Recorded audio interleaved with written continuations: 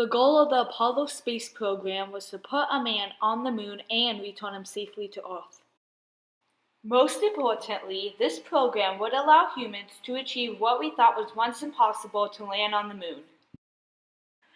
And this would be accomplished through the Apollo missions.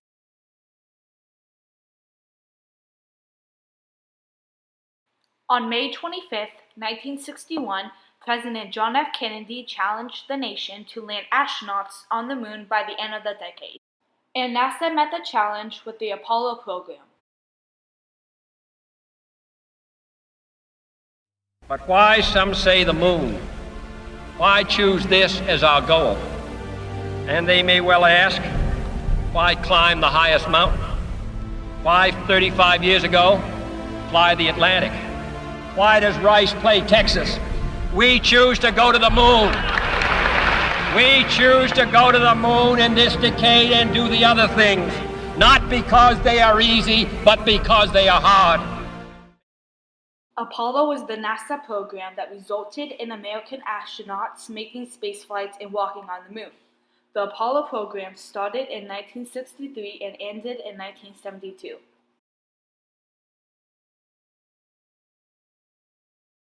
The earlier missions used the Saturn 1B rocket.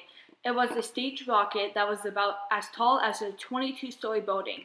This rocket had two stages. That meant it was made of two parts. When the first part ran out of fuel, it dropped away from the others and burned up in the Earth's atmosphere.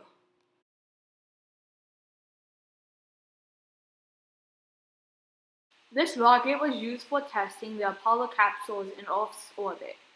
These flights led NASA to conclude the Saturn 1B rocket could restart and the liquid hydrogen would behave and not ignite.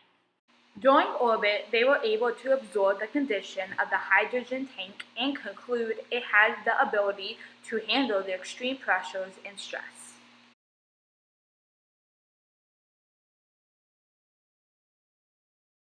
During the earlier missions, the Apollo program had its problems. Apollo 1 was one of the worst tragedies in spaceflight history. On January 27, 1967, the cabin inside the Apollo Command Module caught on fire due to a short-circuiting in a bundle of wires during a launch pad test.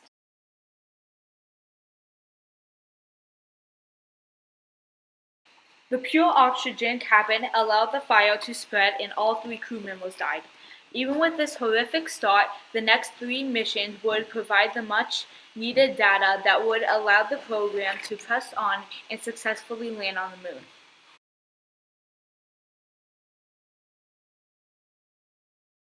On January 22, 1968, Apollo 5 was the first unmanned flight to the moon's orbit.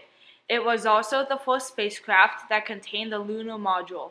The lunar module was used for landing on the moon. This spacecraft carried astronauts from orbit around the moon to the moon's surface, then back into orbit. This was an important mission because NASA was able to perform a fire-in-the-hole test which simulated the lunar module's aborted landing on the moon's surface.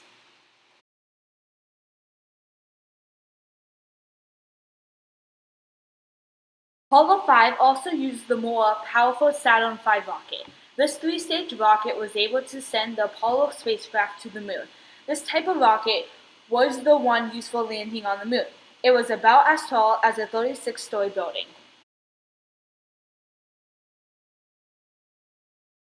On October 11, 1968, Apollo 7 was the first manned mission during the Apollo program. This mission orbited Earth and tested the command module.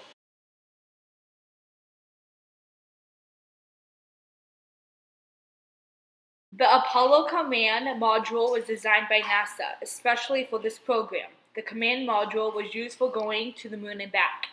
It was a capsule with room for 3 astronauts. The astronauts had room to move around inside the spacecraft. The crew area had about as much room as a car.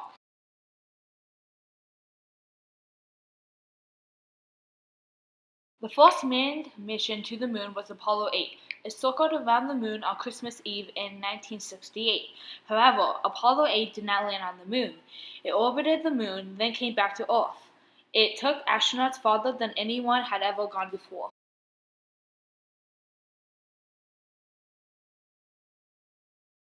During this mission, the crew of Apollo 8 read to the world from the Book of Genesis, which drew criticism from atheist groups. A legal challenge was filed against Apollo 8, and the judge humorously ruled it was out of his jurisdiction.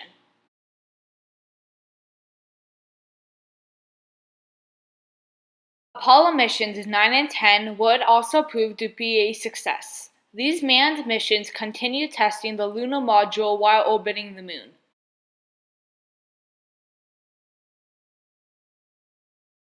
These missions led to the first moon landing in the Apollo program's history.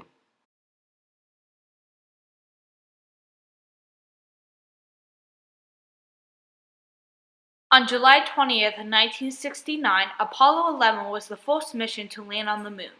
The crew of Apollo 11 was Neil Armstrong, Michael Collins, and Buzz Aldrin.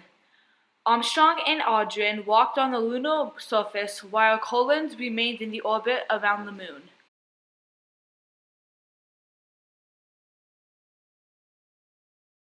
When Neil Armstrong became the first person to walk on the moon, he said, "That's one small step for man, one giant leap for mankind."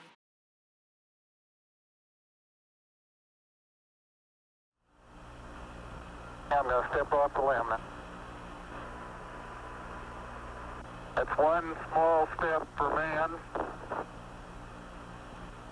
one giant leap for mankind. Even with the successful moon landings of Apollo 11 and 12, once again the Apollo program faced one of its most challenging missions. Apollo 13 was launched on April 11, 1970. It was supposed to be the third mission to land on the moon as the spacecraft closed in on its destination and exposed while caused an explosion of an oxygen tank as well as damage to other systems.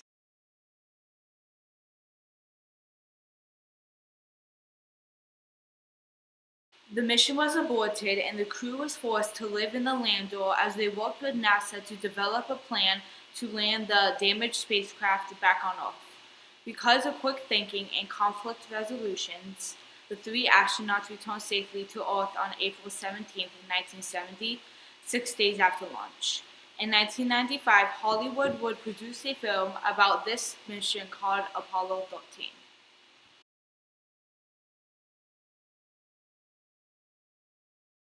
For that, rolling right, 060.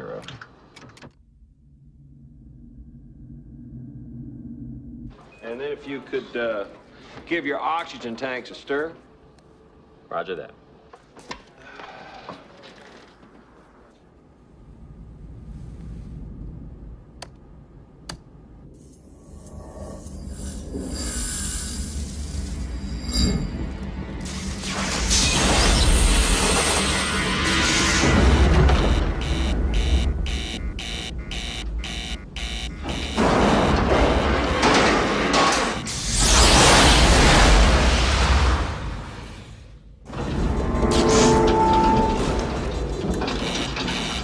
Hey, we've got a problem here. What did you do? Nothing, I stirred the tanks. The Apollo program proved to be very beneficial in gathering scientific data. They brought almost 400 kilograms of lunar samples back to Earth, and researchers discovered that the moon is lifeless and contained no living organisms. The Apollo program was proof that the United States was a leader in technology in space.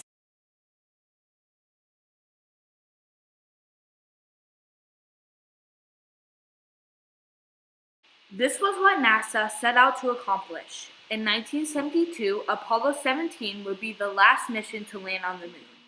NASA simply did not have the time or the funds to continue with the moon landings. The total funding for the Apollo program was approximately $25 billion.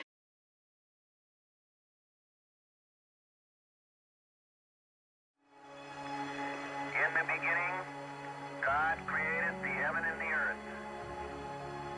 And the earth was without form and void, and darkness was upon the face of the deep. And the Spirit of God moved upon the face of the waters. And God said, "Let there be light." And there was light.